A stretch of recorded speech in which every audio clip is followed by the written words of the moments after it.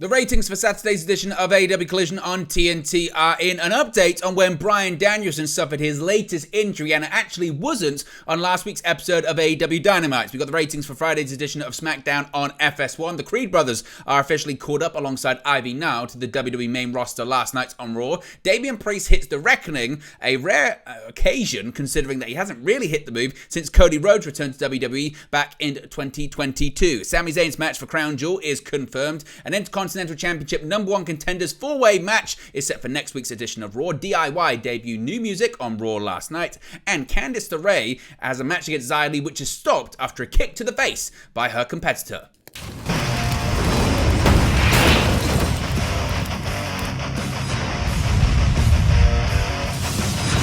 Hey guys, welcome back to Wrestling News 365. Hope everyone is doing very well. As always, there are plenty of news stories to get into in the world of professional wrestling. Let's start off talking about the ratings for this past Saturday's edition of AEW Collision on TNT, and the viewership has dropped as well as the key demographic. AEW Collision's viewership decreased on October 28. Per WrestleNomics, 472,000 viewers tuned in on Saturday. This number is down from last week's episode when 518,000 viewers watched the show.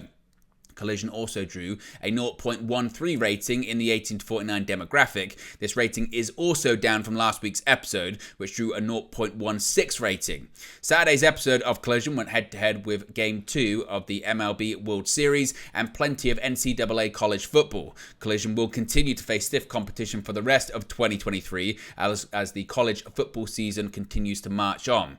As for what happened on this past week's episode of Collision, the show kicked off with Jay White defeating Fox. MJF tried to steal his AEW World Championship back following the matchup, but was unsuccessful due to the numbers game of Bullet Club Gold. Elsewhere on the show, Samoa Joe defeated Rhett Titus to retain the Ring of Honor World Television Championship. Hikaru Shida was in action and defeated Abaddon to retain the AEW Women's World title. In the main event, MJF defeated Kenny Omega to retain the AEW World Championship. Both men showed respect to one another as AEW Collision went off the air. What did you think of AEW Collision this week? What are your thoughts on the ratings and the viewership for the remainder of 2023? Is this just where the show is going to be certainly at when it comes to viewership and demo rating? Let me know your thoughts, as always, in the comment section below.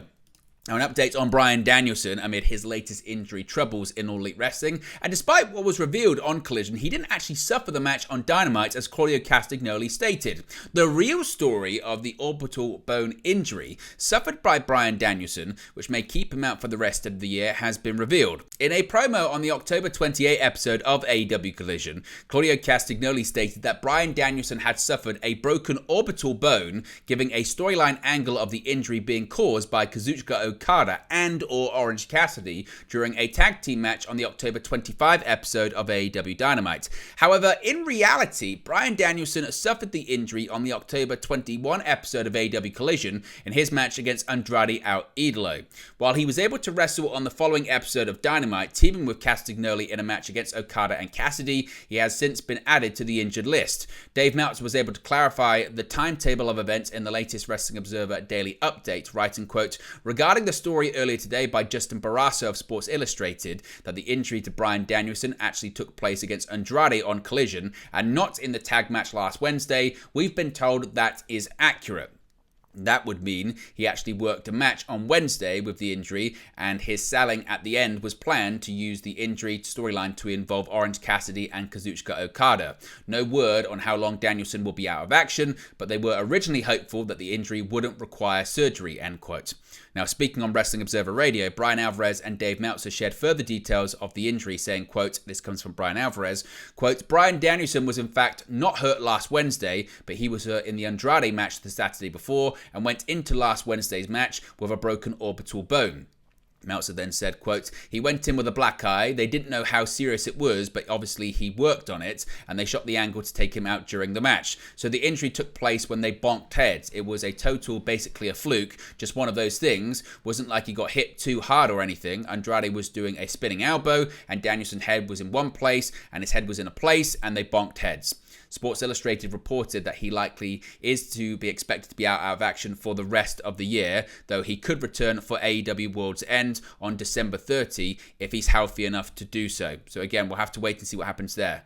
The report would also note that another priority for Danielson is a career highlight match against Okada at Wrestle Kingdom on January 4, 2024. Now let's switch gears here and talk about the ratings for SmackDown. This week, not on Fox, of course, on FS1. Last Friday's episode of SmackDown was preempted to FS1 due to the ongoing World Series, which was reportedly watched by an average of 1.145 million viewers. According to WrestleNomics, the Blue Brand show garnered its second highest viewership on FS1 in the 10 times it has been preempted to the channel instead of its usual airing on Fox. As for the key demographic coveted by advertisers, SmackDown was viewed by 462,000 viewers for a 0.35 18 to 49 rating. In comparison, SmackDown was watched by 1.230 million viewers for a 0.36 18 to 49 rating the last time it was preempted to FS1. Interestingly, in its previous 8 airings on FS1 through October 2019 to December 2022, the show hit the 1 million mark on only 2 occasions. The upcoming SmackDown could once again be preempted to FS1 if the ongoing World Series extends to Game 6, which is scheduled for Friday, November 3rd. Currently, the Texas Rangers own a 2-1 series lead over the Arizona Diamondbacks in the best of 7 series and could potentially win the MLB Championship before the need for Game 6. As reported previously, this Friday SmackDown was taped after last week's show to allow WWE superstars to travel to Saudi Arabia for Saturday's Crown Jewel Premium Live event. Obviously, we could get into spoilers, but we're not going to do that right now. Let me know your thoughts, as always, about the ratings for SmackDown on FS1 in the comment section below. Now, the Creed brothers made their main roster debut alongside Ivy Nile last night on Monday Night Raw. After accepting Alpha Academy's open challenge via social media earlier on in the day, the Creed brothers arrived on Raw and made the most of the opportunity, earning a victory after a Brutus ball on Otis. Accompanied by Ivy Nile, Brutus and Julius Creed made their way to the ring for the 2-on-2 showdown of a bona fide amateur wrestling backgrounds. Julius kicked things off against Chad Gable, quickly showing the Greenville crowd his trademark strength that he and his brother possesses, starting from his knees to lift Gable into a vertical suplex before handing him off to Brutus to complete the move. Otis eventually scored a near fall following the caterpillar, but Julius kicked out and turned the tides with the jumping knee. Attempting to give the edge to Alpha Academy, Maxine Dupree tried to distract the referee, but Nile stormed around the ring and pulled her off the apron before attempting a distraction of her own, but Dupree returned the favor. Academy Junior Cadet Akira Tozawa tried to play intermediary, but ate a suplex from Nile for his efforts. Ultimately, the newcomers would get the victory, with Julius somehow hoisting the monstrous Otis into an electric chair position, setting up Brutus to hit the Brutus ball to secure the 1-2-3 in their main roster debut. What did you make of the Creed brothers and their main roster debut last night on Raw? Now, interestingly, Damian Priest hit a move last night on Raw that we haven't seen in quite some time. With Crown Jewel 2023 coming up on Saturday, November 4, the main event of last night's episode of Raw was Damian Priest taking on Sami Zayn. During the match, Priest used his former move, The Reckoning, which has rarely been seen since the arrival of Cody Rhodes to WWE, as it's similar to his finishing move, The Crossroads. It hasn't been explicitly said that Priest has been banned from doing the move, but the timing did line up that he stopped using it when Cody Rhodes arrived in WWE and has barely used it since. With Priest versus Rhodes coming up at Crown Jewel, though, it seemed to be a nice reference ahead of their match. Back to the match, typical Judgment Day hijinks ensued, with Dominic Mysterio, Finn Balor, and even JD McDona getting involved, meaning Sami Zayn needed backup. He wasn't along for long, however, as Jey Uso ran out, and due to a super kick to Priest, got Zayn disqualified from the match. Not that Zayn seemed to care, as he continued to team with Jey, including going over the top rope during an ensuing brawl that also included a run-in from the American Nightmare Cody Rhodes to help them combat the Judgment Day. With Rhodes joining the fray, he would eventually deliver not one, but 2 crossroads on JD McDona on top of the commentary desk for a comparative review of Priest's reckoning move from early on. In a passionate promo to end Raw, Cody Rhodes called Damian Priest a walk behind her, saying he walks behind every other member of Judgment Day. Of course, set for Crown Jewel is Rhodes versus Priest, and another match has been set for the pre-show as well. That's going to be including Sami Zayn facing off against JD McDona. A loaded card for Crown Jewel this Saturday got even bigger with the pre-show match announced between Sami Zayn and McDona on Monday's episode of Raw. Zayn's rivalry with the Judgment Day has been going on for months now, and it rolled on last night, beginning with Zayn interrupting the faction during the show's opening segment and ending with a disqualification finish in the main event match against Damian Priest, as I mentioned.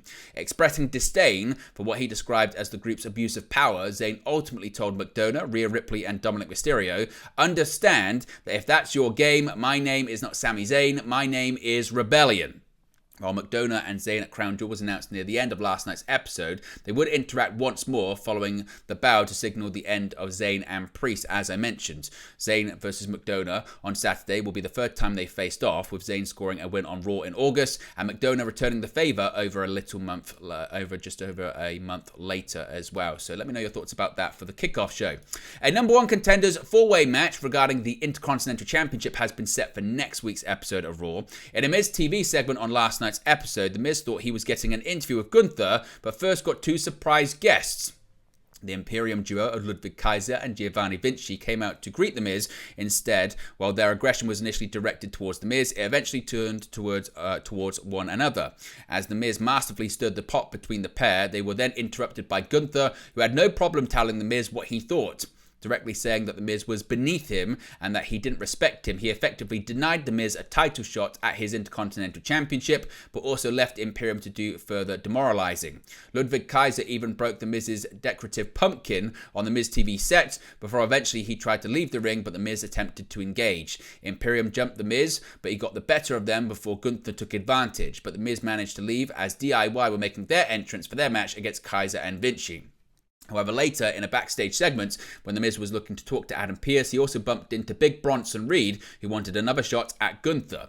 Later in the show, Raw General Manager Adam Pearce also mentioned that Ricochet and Ivar could potentially get a chance to earn an Intercontinental Championship match. Later in the show, a four-way was made official, with Ricochet versus Ivar versus The Miz versus Bronson Reed, with the winner getting the next title shot against Gunther.